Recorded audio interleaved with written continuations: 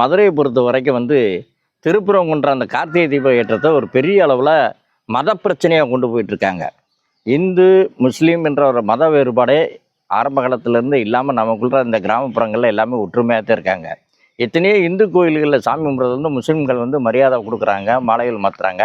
இப்போ மேலூர் வெள்ளாளப்பட்டி, தும்பப்பட்டி, நாவணிப்பட்டி இந்த மாதிரி இடங்கள்ல இருக்குது. ஒவ்வொரு பெருமாள் கோயிலையும் வைணவ கோயில் எல்லாத்துலேயுமே துலுக்கநாச்சியார் அப்படின்னு சொல்லிட்டு ஒரு தனி சன்னதியே ராமானுஜர் காலத்தில் உருவாக்கப்பட்டிருக்கு. ராமானுஜரே வித்யாகர்வம், பணக்கர்வம், ஜாதிக்கர்வம் இது 3 இருக்கக்கூடாது. ஒரு ஜாதி மதத்தை கடந்து இந்து முஸ்லீம் சமணர்கள் எல்லாத்தையும் ஒற்றுமைப்படுத்தி ஒரு வைணவ மதத்தை உருவாக்கினவர் ராமானுஜர் அவர்கள்.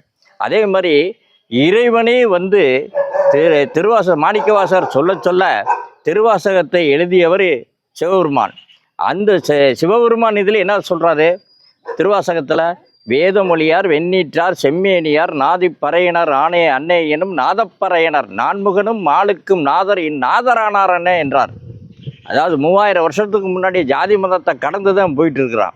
இன்றைக்கி ஒவ்வொருத்தரும் அரசியல் லாபத்துக்காக இந்துன்னு சொல்கிறதோ, முஸ்லீம்னு சொல்கிறதோ, முஸ்லீம் தீவிரவாதமாக, இந்து தீவிரவாதமாக இதெல்லாம் இருக்கக்கூடாது. எல்லா மக்களும் ஒற்றுமையாக இருக்கணும். ஒற்றுமையாக இருக்கிறதுக்கு என்னென்ன வழியோ அதை அரசாங்கமும் நீதிமன்றமும் அரசியல் கட்சி தலைவர்களும் வழிநடத்தி செல்லுங்க.